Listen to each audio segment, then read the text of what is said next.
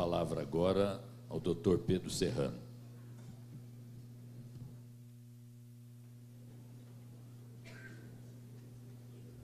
Eu agradeço muito a oportunidade de estar aqui, o convite do Diretório Nacional do PT. É uma honra estar com as pessoas todas que eu estou vendo aqui, fizeram parte da minha história em alguma medida, né? Mas é uma especial honra ter sido antecedido pelo Dr. Zanin, que eu acho que é um advogado jovem que vai entrar para a história da advocacia brasileira, não tenho dúvida.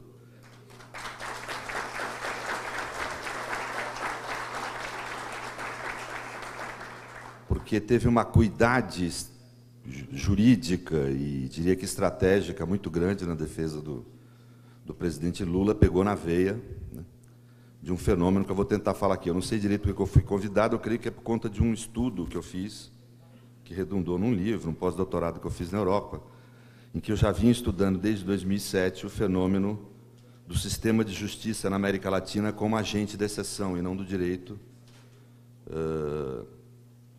Inclusive, esse trabalho foi defendido lá e depositado na universidade antes mesmo do impeachment da presidente Dilma, da Lava Jato, mas eu já apontava essas questões. Desde 2007 a gente já enxergava, de alguma forma, o que não é nenhum mérito, é só a observação do que estava sendo escrito já desde a década de 90 a respeito do tema, né? Mas, assim, para ser sintético, assim, eu não tenho como demonstrar tudo o que eu vou falar aqui, tenho que passar que nem gato sobre brasa, por causa do tempo, né? No século XX, tradicionalmente, se trata como o século da democracia. Não é bem uma verdade, né? Se constitui no século XV um conceito que é trazido da Constituição de Weimar alemã para a categoria geral, na teoria política, a categoria da exceção. Para ser sintético, o autoritarismo não acabou com as revoluções gloriosas americana e francesa. Essas revoluções conseguem, vamos dizer, sendo rápido, secularizar a ideia de pessoa do apóstolo Paulo, essencialmente de gregos e de essênios, mas de qualquer forma traduzido por ele, né? E essa ideia teológica é secularizada na ideia de que existem direitos humanos, direitos fundamentais, direitos do ser humano pelo simples fato de ser um ser humano, uma ideia universalista, humanista, um racionalismo, vamos dizer, a partir de um racionalismo do iluminismo de primeira geração, né? Então, o autoritarismo tem que mudar de linguagem no século XX. Ele não fala mais em negação dos direitos humanos. Nenhum autoritário nega direitos humanos. Você pegar o Bolsonaro aqui no Brasil, ele não nega direitos humanos. O que ele fala é que, face ao ataque de um inimigo, alguma situação excepcional, é necessário você suspender os direitos das pessoas para preservar a vida da sociedade e a sobrevivência do próprio Estado. Então, há uma ideia de um poder absolutista, uma soberania absoluta que se põe no meio às vezes, de um Estado de Direito democrático, sob a justificativa de que a segurança desse Estado e da sociedade necessitam desse tipo de soberania mais bruta para poder fazer sobreviver a sociedade e o Estado. Essa é uma ideia por isso que se chama exceção. É uma exceção à normalidade, é uma exceção à regra. Os direitos humanos são uma boa forma de conduzir uma sociedade pacífica, ordeira, no momento de paz. Mas eles não são um modo adequado de conduzir a sociedade quando ela é atacada por inimigo, né? Vamos dizer assim, há o código do amigo inimigo como código fundamental dessa ideia. E ela tem algumas características. Primeiro, ela é sempre uma ação política. Ela é sempre instaurada por um soberano, um agente, normalmente do Estado, que instaura esse regime de exceção, esse tipo de suspensão dos direitos. Ela tem a função política de suspender os direitos das pessoas. E ele sempre recebe grande apoio social. Tem um segmento da sociedade que sempre apoia de forma intensa. Sendo sintético, no correr do século XX, essa ideia de exceção é usada como instrumento argumentativo para suspender as democracias e estabelecer governos de exceção. Isso foi na Itália, no fascismo, na Alemanha de Hitler, foi aqui na América Latina, nos governos, vamos dizer, militares. Essa ideia de governo de exceção, a meu ver, ele fica mais no século XX, né? A partir, vamos dizer, da década de 80, nós começamos a ter a formação de um novo modelo de capitalismo, que congrega fundamentalmente três fatores, ou três modelos de produção lideram esse novo processo no capitalismo: o capital financeiro, o capital tecnológico e o capital militar. É o que fala um autor africano muito interessante, chamado Achille Mbembe. Eu acho que ele é percussiente em enxergar isso, né? Esse modelo de capitalismo gera uma imensa desigualdade social, e a forma que ele propõe, no fundo, de combater essa desigualdade necessita de um Estado mais autoritário, porque a forma de você manter essa estrutura, obviamente, esse status quo, é você reprimir, você usar de mecanismos violentos para poder resolver, vamos dizer, a violência advinda que sempre advém dessa grande desigualdade social. Se há algo na criminologia que é consenso, é de que desigualdade tem relação com violência. A gente conhece muito pouco da violência, mas esse é o único fator que de certa forma, é um consenso, né? Então, a forma de tratar essa violência é pela repressão. Por isso que eu falo que a questão do presidente Lula, Lava Jato, impeachment de Dilma, encarceramento e massacre da população jovem e negra no Brasil são fatos extremamente relacionados na contemporaneidade. Vêm do mesmo origem. Nos Estados Unidos, esse modelo de Estado autoritário que advém dessa forma de capitalismo, ela implica, na década de 80, em dobrar a população carcerária. Se inicia mais ou menos na década de 80 com cerca de 500 mil aprisionados, isso passa a 1 milhão em 10 anos, demorou 300 anos para ter 500 mil, em 10 anos passa para 1 milhão, e depois, no governo Clinton, ele amplia a legislação processual penal, amplia a possibilidade de punição drasticamente, isso dobra nos próximos 10 anos de novo. Obviamente, essa população encarcerada é uma população negra e latino-americana, representa a pobreza, vamos dizer, naquele país. Nos anos 2000, basicamente, isso avança no mundo no sentido da produção de um novo modelo de exceção. Por isso que não é a mesma coisa do que no regime militar aqui no Brasil, tal. Esse modelo se caracteriza por mecanismos de contradição nessa nova forma de Estado. Ao mesmo tempo que ele tem que ser profundamente autoritário para poder combater a desigualdade, ele precisa ter uma capa, uma roupagem democrática. Porque com a queda do muro, com esses fenômenos, há uma certa universalização da linguagem democrática. Então isso cria uma contradição. É um Estado extremamente autoritário que tem que ser gestado no interior da democracia, utilizando seus conceitos, suas autoridades, suas instituições. Quem observa muito como isso funciona, todo mundo fala de um autor italiano chamado Giorgio Agamben, que é muito importante, mas eu observei o funcionamento mais estrutural em autores italianos, juristas positivistas, não são nem juristas marxistas, né? Que é fundamentalmente dois que eu vi, Norberto Bobbio e nossa, sempre me foge o nome dele. E o do garantismo, Ferrajoli.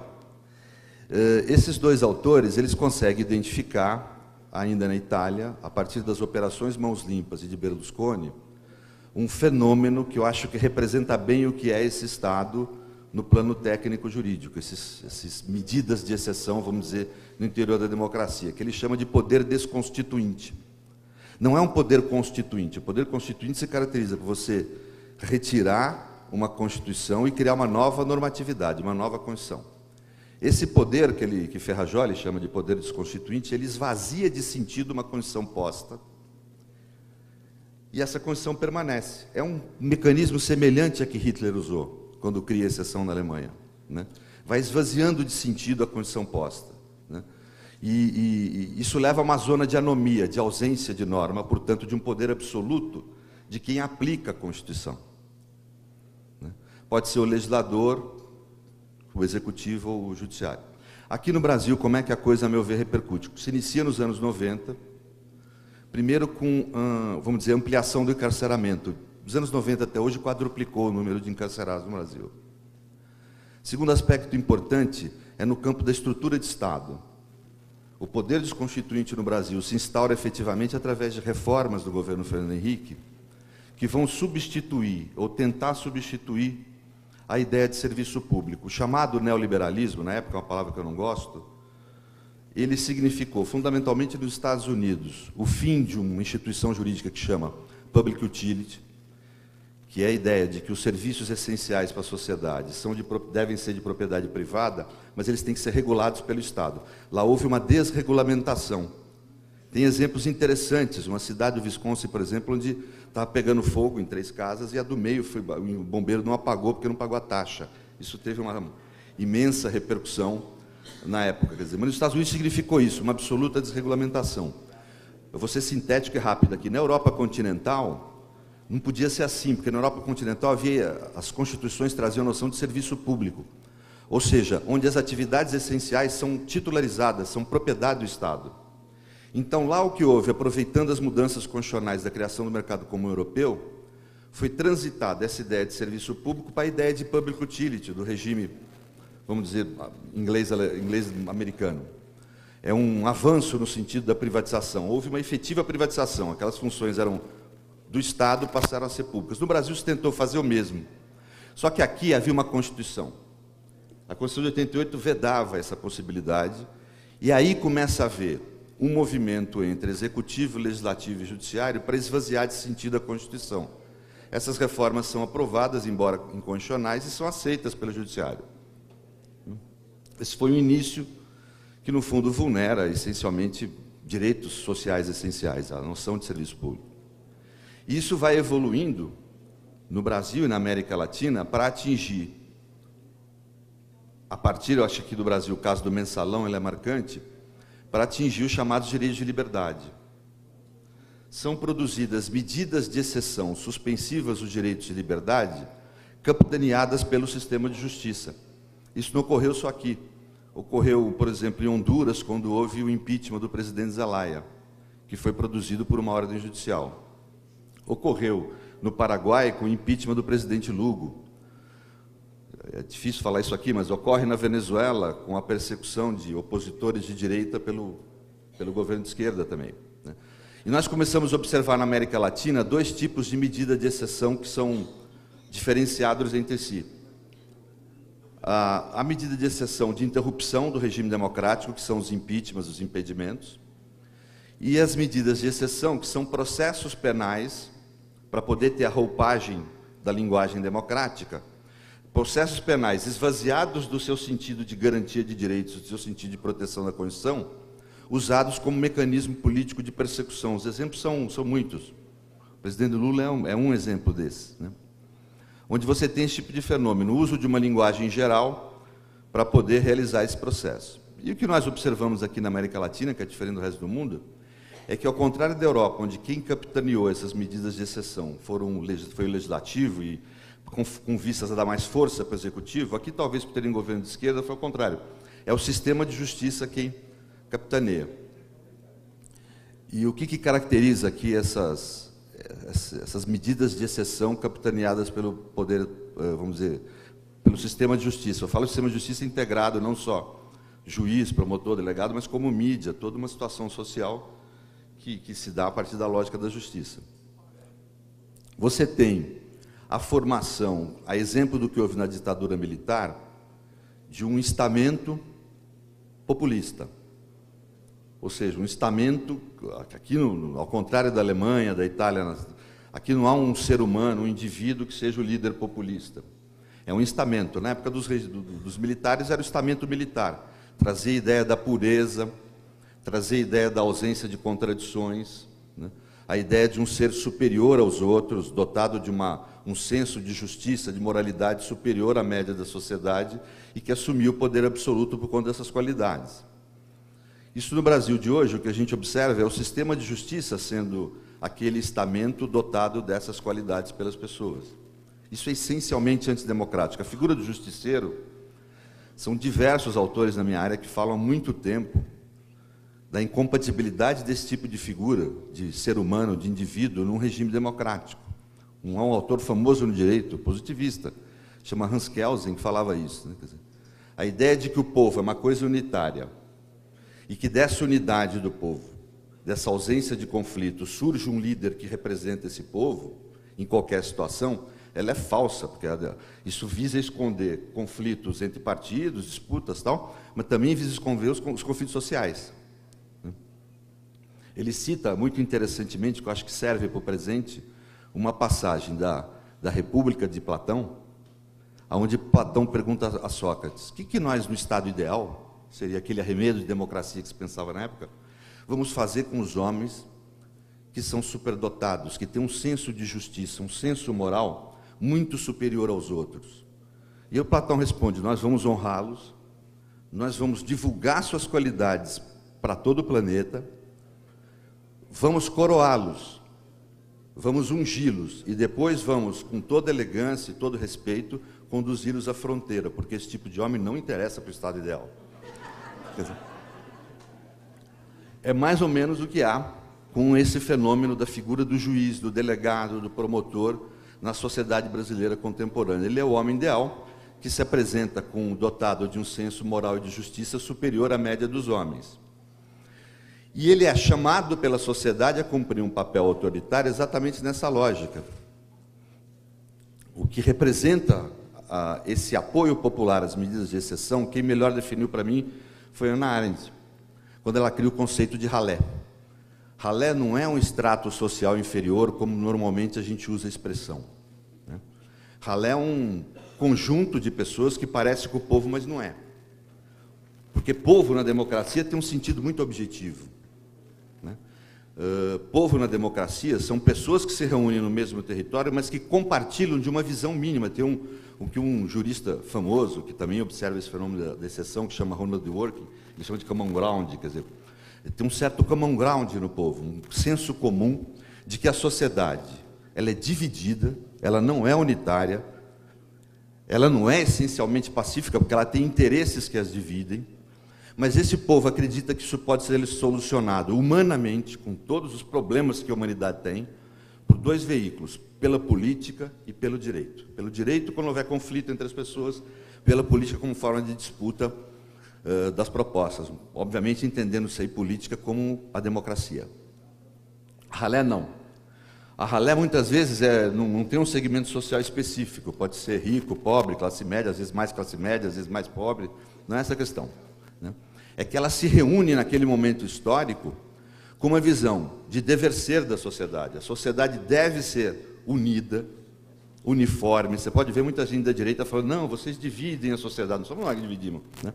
Mas, de qualquer forma, quando Pedro fala de Paulo, fala mais de Pedro que de Paulo, né? Quer dizer, isso demonstra aquele desejo que Schmitt defendia, essa ideia, o nazismo defendia, de um povo unitário, de um povo não dividido, de uma sociedade que não tem interesses conflituosos dentro de si. Isso como um dever ser, a sociedade deve ser assim. Quem que vai implementar isso? O líder, o estamento, que tem moral e senso de justiça superior aos outros, que vai impor a ordem. A lógica da ralé é a lógica da ordem, né? Então a sociedade, a ralé brasileira, que apoia o sistema de justiça produtor de exceção, ele não vai atrás do juiz, do promotor, do delegado como produtor de justiça ou como cumpridor da lei. Ele vai atrás como combatente do crime. Ou seja, quem vai trazer a ordem para essa sociedade, segundo essas pessoas esfaceladas, etc. Tal.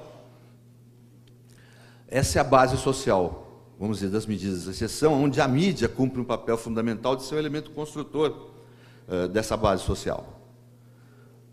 Hoje, o estamento posto como exceção é o sistema de justiça, a meu ver, que é o agente principal. Para mim, foi o agente principal do impeachment de Dilma.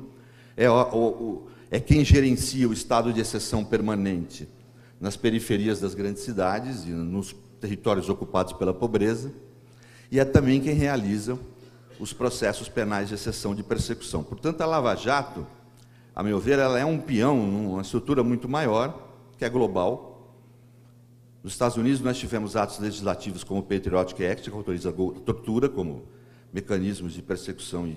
Na Europa, são vários os instrumentos, né, diferencia como ser humano o estrangeiro do local, se criam mecanismos de suspensão de direitos mínimos da humanidade como forma de aprisionar ou de se acautelar em relação ao estrangeiro, a figura do terrorista, as leis antiterrorismo.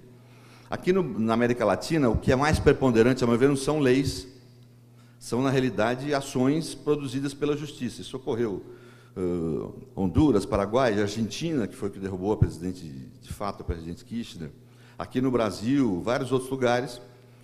Esse é um fenômeno que ocorre, né? Aqui tem uma outra característica diferente, eu sei que o papo é meio teórico, mas é que é importante entender, eu acho, em que a exceção não se dá como anomia, como sempre se deu, como ausência de norma. A ausência de norma vem de uma hipernomia, de um excesso de normas sancionatórias. As pesquisas que nós estamos fazendo estão indicando que desde 90 nós produzimos no Brasil, não só em direito penal, normas sancionatórias na ordem de 1 bilhão de normas. É imenso o número. Além do número imenso, o direito penal passou a ser vertido no Brasil por meio de conceitos indeterminados e não conceitos específicos, o que possibilita surgir interpretações com algum arremedo de fundamento que incluam pessoas em crimes. E gera uma inversão de uma ideia essencial do Estado Democrático de Direito, que é que eu só posso ser punido por uma norma que seja anterior à minha conduta. Só que nesse processo desconstituinte que eu falei, você cria interpretações novas para a nova norma, que atingem fatos passados. Lavagem de dinheiro. Lavagem de dinheiro no Brasil era uma coisa 2 anos atrás, hoje é outra. Só que a lei não mudou. Então, quem praticou lavagem de dinheiro no passado vai ser punido, de fato, por uma nova norma. E esse sistema hipernômico quer dizer o quê? Não tem sentido o direito não separar o lícito de ilícito. Quando ele quer pôr toda a sociedade na cadeia, ele não vai pôr. Então, sobra para quem executa esse sistema hipernômico o imenso poder de seleção. Ele seleciona quem vai ser punido e quem não. Um poder soberano de exceção, um poder soberano absolutista, né, que sobra para os órgãos de aplicação. Então, nesse sentido, há uma anomia, uma ausência de norma. Isso cria uma situação interessante, e aí atinge a sociedade como um todo, não são só os excluídos, que é um espectro de exceção. Todo mundo na sociedade pode ser punido. O discurso da inocência ou não inocência é vazio nesse sistema. Você pode ser punido por uma interpretação que se justifique numa norma penal. Só que é altamente agressivo isso em termos de relação do Estado com a pessoa. Há um esvaziamento dos seus direitos, mesmo aplicando a norma produzida. Ou seja, há uma perda de sentido na essência do que é o Estado Democrático de Direito na relação entre cidadão e pessoa. As pessoas sabendo disso, acho que é na área de quem entende melhor isso, reagem que nem as pessoas que estavam aprisionadas no campo de concentração. O que fazia os judeus não se revoltarem contra os soldados do nazismo? Cada um ali achava que ia escapar. Cada um individualmente achava que se ficasse quieto, escaparia. É um pouco o que ocorre hoje, eu vejo, o que se chama, eu não concordo com esse conceito, de burguesia nacional. Eles estão indo para abate, claramente, e não reagem. Quer dizer, há uma sensação de que eu, sozinho, é o sujeito do campo de concentração. Se eu ficar quietinho, eu escapo. Quer dizer, e vejam, não é que eles são atingidos por uma máquina, uma estrutura justa, porque ela é hipernômica. É um novo tipo de Estado autoritário que nós estamos de frente. Ele não é um Estado... Ele aplica o Estado democrático de direito sem aplicá-lo. Tem que entender pela contradição. Ele esvazia de sentido o Estado de direito e traz uma roupagem, uma ideia que no direito se chama fraude. Você faz uma ilegalidade, não abertamente fazendo uma ilegalidade, mas você dá uma roupagem de legalidade. No caso, é uma roupagem de Estado democrático de direito, mas um conteúdo viciado. Então, eu vou falar aqui de uma peculiaridade do Brasil, tem que falar. Ele é o único lugar do mundo em que a exceção foi declarada por um tribunal. Parece secundário, não é. O TRF4, que é o tribunal do caso Lula, numa representação feita pelos advogados de Lula, declara claramente: a Lava Jato é uma situação de exceção que foge à normalidade e, como situação de exceção, o juiz não está obrigado a cumprir a lei. É a essência do que ele fala. E faz até uma citação que revela um pouco de déficit cognitivo, porque cita um trecho de Agamben como se fosse um autor elogioso à exceção, quando na realidade é um autor crítico. Mas, de qualquer forma, a essência daquela decisão ela é relevante. A gente brinca, todo mundo dava risada do Hitler, todo mundo dava risada do Mussolini, né? E brincando, todo mundo vê o que aconteceu, né? Então, quer dizer, assim, eu estou falando no sentido, é óbvio que é jocoso mesmo, mas assim, não é uma questão secundária esse fenômeno.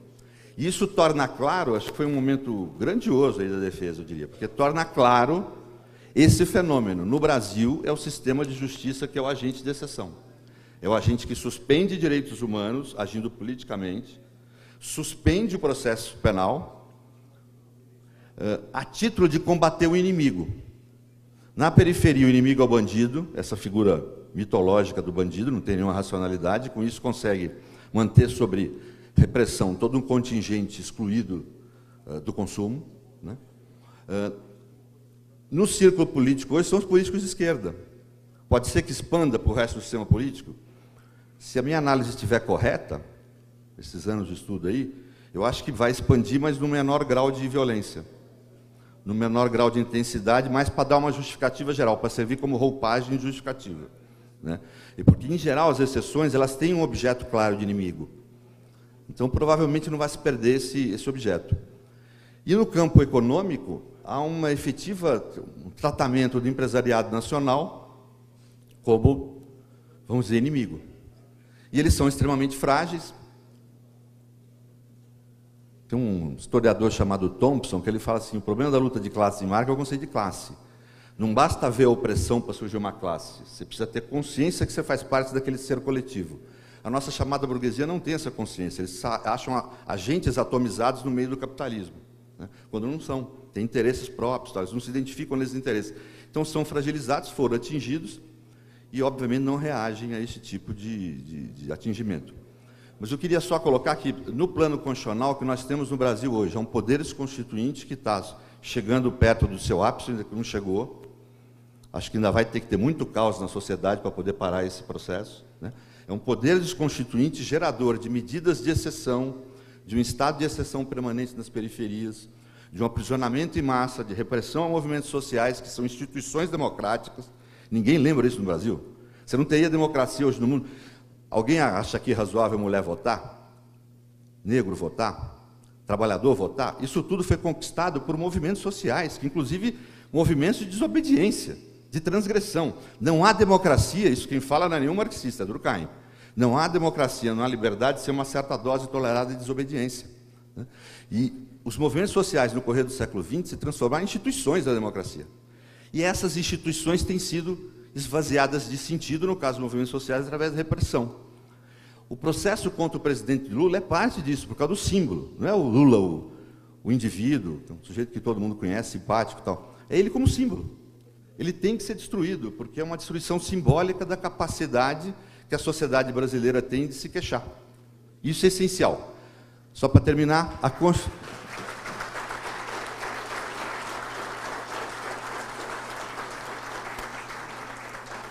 essa ideia da queixa da sociedade hoje é essencial. A Constituição do ano 3 da Revolução Francesa tem o texto mais lindo, inclusive, em termos literários, que eu já vi escrito numa norma jurídica. Mas no último artigo ele diz, lança algo que até hoje é aceito, que são as duas grandes garantias de eficácia de uma Constituição. Primeiro, a lealdade de quem aplica. Nós estamos meio mal nessa área, né? Quer dizer, mas tem que ter uma certa lealdade das instituições, das pessoas. Mas se essa lealdade não funcionar, tem o povo.